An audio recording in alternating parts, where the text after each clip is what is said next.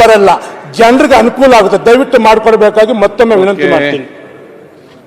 ಉತ್ತರ ಹೇಳಿ. ಸಲಹೆ ಕೊಟ್ಟಿದ್ದಾರೆ ಈಗ ಅಂಗಡಿಗಳು ಹೇಳಿದ್ದೇನೆ, ಸಾಧ್ಯವಾದಷ್ಟು ಈ ಬೈಫರ್ಕೇಶನ್ ಮಾಡಿದಾಗ ವಿತಿನ್ ದಿ ರೇಡಿಯಸ್ ಆಫ್ 3 ಕಿಲೋಮೀಟರಲ್ಲೇ ಎಲ್ರಿಗೂ ಸೌಲಭ್ಯ ಸಿಗ್ತದೆ. ಬಹಳ ದೂರ ಹೋಗುವಷ್ಟು ಅವಶ್ಯಕತೆ ಇರಲ್ಲ, ಅದನ್ನು ವ್ಯವಸ್ಥೆ ಮಾಡಿ. ಓಕೆ. ಬಸವನಗೌಡ ಪಾಟೀಲ್ ಯತ್ನಾಳ್ ಕೊಟ್ಟರಲ್ಲ, ಉತ್ತರ ಬಂದಿದೆ ಅಧ್ಯಕ್ಷರೇ. ಉತ್ತರ ಸುಮ್ಮನೆ ಉತ್ತರ ಕೊಡ್ಬೇಕಂತೇಳಿ ಕೊಟ್ಟಿದ್ದಾರೆ.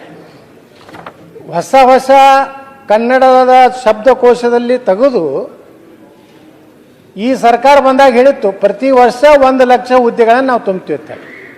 ಇವತ್ತು ಅಧ್ಯಕ್ಷರೇ ಸರ್ಕಾರನೇ ಒಪ್ಕೊಂಡಿದೆ 2,84,881 ಹುದ್ದೆಗಳು ಖಾಲಿ ಇವೆ. ಹೊರಗುತ್ತಿಗೆದವರು ಮತ್ತು ಗುತ್ತಿಗೆದವರು 96,844 ಹುದ್ದೆಗಳನ್ನು ಈಗಾಗಲೇ ಭರ್ತಿ ಮಾಡ್ಕೊಂಡಿದ್ದೀವಿ. ಈಗ ಅವರ ಪ್ರಕಾರ 1,88,037 ಹುದ್ದೆಗಳು ಖಾಲಿ ಇವೆ ಅಂತ ಅವರೇ ಒಪ್ಕೊಂಡಿದ್ದಾರೆ. ಆದರೆ ಇಲ್ಲಿಯವರೆಗೆ ಈ ಸರ್ಕಾರ 3 ವರ್ಷ ಆಯಿತು, ಕೇವಲ 8,157 ಹುದ್ದೆಗಳನ್ನು ನೇಮಕಾತಿಯನ್ನು ಪೂರ್ಣಗೊಳಿಸಿದ್ದಾರೆ.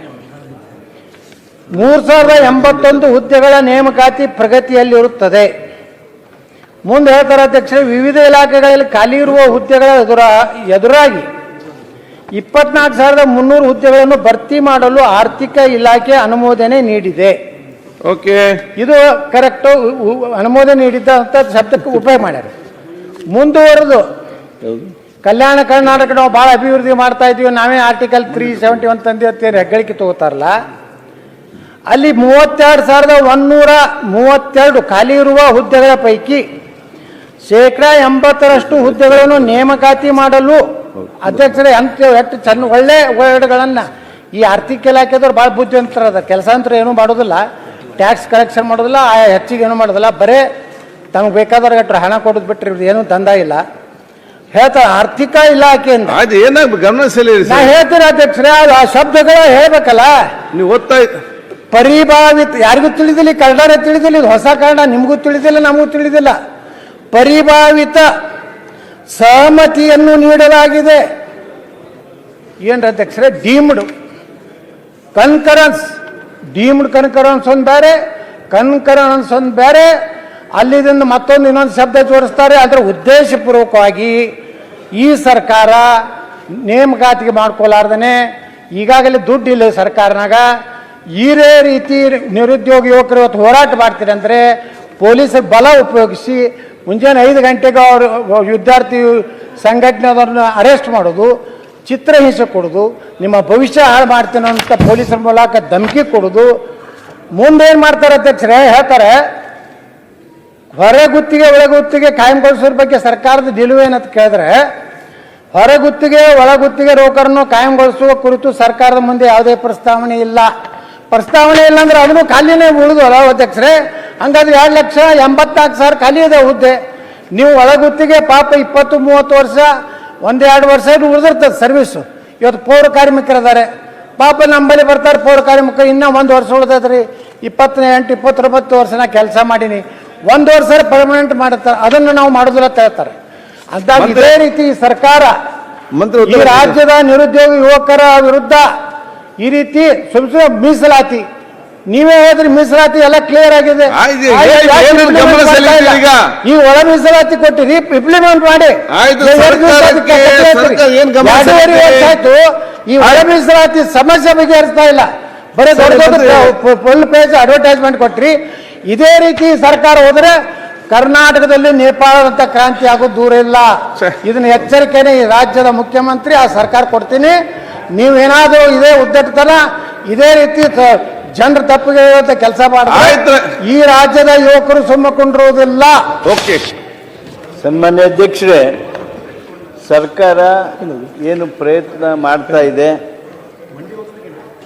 ಅದರಲ್ಲೂ ವಿಶೇಷವಾಗಿ 371J ರೆಡಿ ಇರ್ತಕ್ಕಂಥ 32,000ಕ್ಕೂ ಹೆಚ್ಚು ಹುದ್ದೆಗಳನ್ನು ತುಂಬೋದ್ರ ಸಲುವಾಗಿ ಆರ್ಥಿಕ ಇಲಾಖೆಯವರು ಈಗಾಗಲೇ ಪರವಾನಗಿಯನ್ನು ಕೊಟ್ಟಾಗಿ ನಡಿ it is a deemed concurrence which is given. ಆದ್ದರಿಂದ 371J ವ್ಯಾಪ್ತಿಯಲ್ಲಿ ಬರ್ತಕ್ಕಂಥ ಪ್ರದೇಶದಲ್ಲಿ ಈ ಒಂದು ರಿಕ್ರೂಟ್ಮೆಂಟ್ ಹುದ್ದೆಗಳನ್ನು ತುಂಬತಕ್ಕಂಥ ಕೆಲಸ ನಡೆದಿದೆ. ಅದರ ಜೊತೆಗೇ ನಾವು ಈಗಾಗಲೇ ಹೇಳಿದ ಹಾಗೆ ನಿಜ ಭಾಳ ಹುದ್ದೆಗಳು ಖಾಲಿ ಇವೆ, ಸರ್ಕಾರ ಒಪ್ತದೆ. ಆದರೆ ಇದು ಯಾಕೆ ಖಾಲಿ ಉಳಿದು 4-5-6 ವರ್ಷದಿಂದ ಅನ್ನೋದ್ರ ಬಗ್ಗೆನೂ ಸಹಿತ ಎಲ್ಲರಿಗೂ ಗೊತ್ತಿರುವಂಥ ವಿಚಾರ. ಆದರೆ ಈ ಸಮಸ್ಯೆ ಬಗೆಹರಿತಾ ಇದೆ.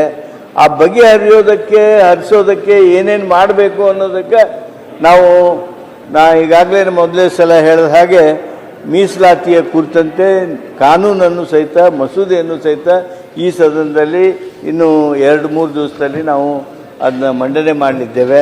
ಅದು ಒಂದು ನಮಗೆ ಶಕ್ತಿಯನ್ನು ಕೊಡ್ಬೋದು ಅಂತೇಳಿ ನಾವು ಭಾವಿಸ್ಕೊಂಡಿದ್ದೇವೆ. ಆದಷ್ಟು ಬೇಗ ಈ ಹುದ್ದೆಗಳನ್ನು ತುಂಬುವುದಕ್ಕೆ ಏನೇನು ಪ್ರಯತ್ನ ಬೇಕೋ ಆ ಪ್ರಯತ್ನ ಮಾಡ್ತೀವಿ. ನೀವು ಮುಂದಿನ ಅಧಿವೇಶನ ಬರೋದ್ರೊಳಗಾಗಿ ಕನಿಷ್ಠ 1 ಲಕ್ಷ ಹುದ್ದೆ ತುಂಬಿದ್ರೆ ಮುಂದಿನ ಬೆಂಗಳೂರು ಅಧಿವೇಶನದಲ್ಲಿ ಯಾವ ಯುವಕರು ನಿಮ್ಗೆ ವಿಧಾನಸೌಧದಲ್ಲಿ ಹೋಗ್ಲಿಕ್ಕೆ ಬಿಡುವುದಿಲ್ಲ. ಅಷ್ಟೊಂದು ಯುವಕರಲ್ಲಿ ಆಕ್ರೋಶ ಇದೆ, ಸಿಟ್ಟಿದೆ. ಅದಕ್ಕೆ ನಾನು ಹೇಳ್ತಾ ಇದ್ದೀನಿ ಸರ್ಕಾರಕ್ಕೆ, ಮುಂದಿನ ಅಧಿವೇಶನ ಬೆಂಗಳೂರಿನಲ್ಲಿ ಅಧಿವೇಶನದಲ್ಲಿ ಶಾಸಕರು, ಮಂತ್ರಿಗಳು, ಮುಖ್ಯಮಂತ್ರಿ ವಿಧಾನಸಭೆಗೆ ಹೋಗ್ಬೇಕಾದ್ರೆ ಇದನ್ನ ನೀವು ಜಾರಿ ಮಾಡಿ ನೀವು ಹೇಳಿದಾಗೆ ಮಾಡ್ಬೇಕಂತ ಆಗ್ತದ. ನೇಪಾಳದ ಪ್ರಧಾನಮಂತ್ರಿ ಓಡಿ ಹೋಗ್ಬೇಕಾಯ್ತು. ಪರಿಸ್ಥಿತಿ ಕರ್ನಾಟಕ ಬರ್ತದೆ. ಎಚ್ಚರಿಕೆ, ಎಚ್ಚರಿಕೆ. ಉತ್ತಮವಾದ ವಿಚಾರ ಹೇಳಿ ಯುವಕರಿಗೆ. ಇಲ್ಲಿಂದ AR ಕೃಷ್ಣಮೂರ್ತಿ ಅವರು. ಮಾನ್ಯ ಅಧ್ಯಕ್ಷರೇ, ರೇಷ್ಮೆ ಇಲಾಖೆ ಕಾರ್ಖಾನೆಗಳಲ್ಲಿ ಸೇವೆ ಸಲ್ಲಿಸಿದ್ದಾಗ ಮೃತಪಟ್ಟ ನೌಕರಗಳ ಅವಲಂಬಿತರಿಗೆ ಅನುಕಂಪ ಆಧಾರದ ಮೇಲೆ ನೇಮಕಾತಿ ಮಾಡುವುದನ್ನು ಸ್ಥಗಿತಗೊಳಿಸುವುದರಿಂದ ಉಂಟಾಗಿರುವ ಸಮಸ್ಯೆ ಬಗ್ಗೆ ಮಾನ್ಯ ಪಶುಸಂಗೋಪನೆ ಮತ್ತು ರೇಷ್ಮೆ ಸಚಿವರ ಗಮನವನ್ನು ಸೆಳೆಯುತ್ತೇನೆ. ಓಕೆ. ಹಿಂದೆ ಕ್ಯಾಬಿನೆಟಲ್ಲಿ 4 ಜನಕ್ಕೆ ಬೇರೆ ಬೇರೆ ಸಂಸ್ಥೆಗಳಲ್ಲಿ ಕೆಲಸ ಕೊಡಬೇಕು ತೀರ್ಮಾನ ಆಗಿದೆ.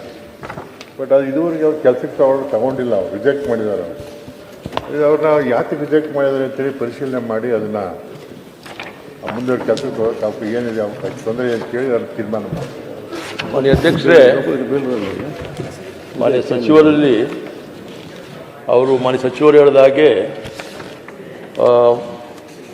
23 ಮಾರ್ಚ್ 2018 ಸಚಿವ ಸಂಪುಟ ಸಭೆಯಲ್ಲಿ ಇದೊಂದು ಬಗ್ಗೆ ಸರ್ಕಾರ ನಿರ್ಣಯವನ್ನು ಕೈಗೊಂಡಿದೆ. ಮಾನ್ಯ ಅಧ್ಯಕ್ಷರೇ, ವಿಷಯ ಸಂಖ್ಯೆ 376/2018 ಸರ್ಕಾರಿ ರೇಷ್ಮೆ ಕಾರ್ಖಾನೆ ಕಾರ್ಯನಿರ್ವಹಿಸುವ ಮೃತಪಟ್ಟ ನೌಕರರ ಅವಲಂಬಿತರಿಗೆ ಅನುಕಂಪದ ಆಧಾರದ ಮೇಲೆ ನೇಮಕಾತಿ ನೀಡುವ ಕುರಿತು ಅಂತೇಳಿ ನಿರ್ಣಯ ಆಗಿದೆ. ಮಾನ್ಯ ಅಧ್ಯಕ್ಷರೇ, ಸಚಿವ ಸಂಪುಟ ಟಿಪ್ಪಣಿ ಖಂಡಿಕೆ 11/2 ಒಳಗೊಂಡಿರುವ ಪ್ರಸ್ತಾವನೆಗಳು ಸಚಿವ ಸಂಪುಟ ಅನುಮೋದಿಸಿತ್ತು. Cabinet approved the proposal contained in para 11/2 of the cabinet note ಅಂತಕ್ಕಂಥದ್ದು ಇದೆ.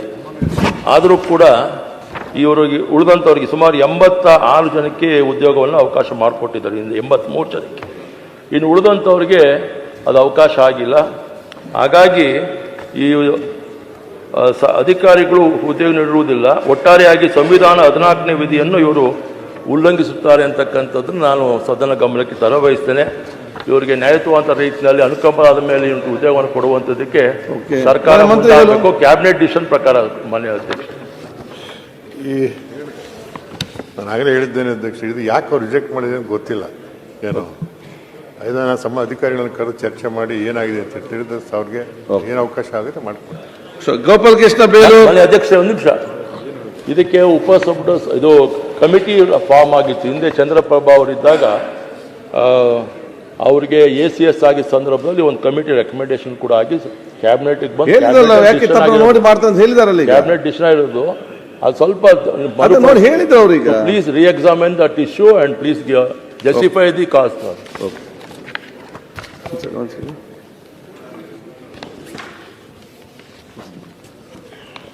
ಈಗ ಗೋಪಾಲ್ ಕೃಷ್ಣ ಬೇಲೂರು ಇಲ್ಲ, ಉದಯ KM ಇಲ್ಲ, ಒಂದು ಸೆಕೆಂಡ್, NH ಕೋನರೆಡ್ಡಿ ಇಲ್ಲ, ಬಸವ ದದ್ದಲ್ ಇಲ್ಲ. ಈಗ ಅಧ್ಯಕ್ಷರೇ ಓಕೆ, ಯಾರಿದ್ದೀರಿ? ಉದಯ್. ಉದಯ್ ಇದ್ದೀರಿ. ಹಾಗಾದ್ರೆ ಈಗ ಕ್ಯಾಬಿನೆಟ್ ಇದ್ದ ಕಾರಣ ಉಳಿದುದನ್ನು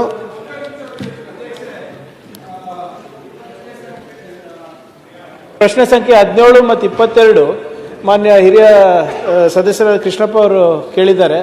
ಅವೆರಡು ಒಂದೇ ಪ್ರಶ್ನೆ ಇರೋದು. ಇವತ್ತು ಕ್ಯಾಬಿನೆಟ್ನಲ್ಲಿ ಡಿಸಿಷನ್ ಆಗ್ತಾ ಇದೆ ಅಧ್ಯಕ್ಷರೇ. ಮಾನ್ಯ ಹಿರಿಯ ಸದಸ್ಯರು ಒಪ್ಪಿದ್ರೆ ಅದನ್ನ ಇವತ್ತು ಕ್ಯಾಬಿನೆಟ್ ಡಿಸಿಷನ್ ಆದ್ಮೇಲೆ ಅವರಿಗೆ ತಿಳಿಸ್ತೀನಿ ಅಧ್ಯಕ್ಷರೇ, ಇದು ಡ್ರಾಪ್ ಮಾಡ್ಬೋದಾ ಅಂತ ಅವ್ರಿಗೆ ಮನವಿ ಅಷ್ಟೇ. ಆಯ್ತು, ಅಲ್ಲಿ ಬರ್ಲಿಲ್ಲ. ಆಯ್ತು, ಅಲ್ಲಿಗೆ ಬರ್ಲಿ, ಬೇರೆಯವರು ಇದ್ದಾರೆ. ಒಂದೇ ಸೆಕೆಂಡ್, ಅವ್ರಿಗೆ ಹೇಳೋದು ಈ ರೆವಿನ್ಯೂ ಸೈಟ್ ನಲ್ಲಿ ಮನೆ ಕಟ್ಟಕ್ಕೆ ಅನುಮತಿ ಆಯ್ತು, ಬೇರೆಯವರು ಇದ್ದಾರೆ. ಕ್ಯಾಬಿನೆಟ್ ಬರ್ತಾ ಇದೆ ಅಧ್ಯಕ್ಷರೇ, ಅವ್ರ ಜೊತೆ ಆಮೇಲೆ ವೈಯಕ್ತಿಕವಾಗಿ ಮಾತನಾಡಿ ಇದು ಮಾಡ್ತೀನಿ ಅಧ್ಯಕ್ಷ. ಸರ್, ಈಗ ಒಂದ್ ಸೆಕೆಂಡ್. ಈಗ ಕ್ಯಾಬಿನೆಟ್ ಇದೆ, ಏನು ಇವರಿಗೆ ನಿಮ್ಗೆ ಸಿಕ್ಲಿಲ್ಲ, ಸೋಮವಾರ ನಾಳೆ ಅಥವಾ ಸೋಮವಾರ ಮೊದಲ ಆದ್ಯತೆ ಕೊಡಲಾಗುತ್ತದೆ. ನಿಮಿಷ. ಈಗ ಸದನ ನಾಳೆ ಬೆಳಿಗ್ಗೆ 10 ಗಂಟೆಗೆ ಪ್ರಾರಂಭಿಸಲಾಗುತ್ತದೆ. ಹೆಚ್ಚಿನ ವಿಡಿಯೋಗಳಿಗೆ ಪ್ರತಿಧ್ವನಿ ಯೂಟ್ಯೂಬ್ ಚಾನೆಲ್ ಸಬ್ಸ್ಕ್ರೈಬ್ ಮಾಡಿ, ಬೆಲ್ ಐಕಾನ್ ಕ್ಲಿಕ್ ಮಾಡಿ.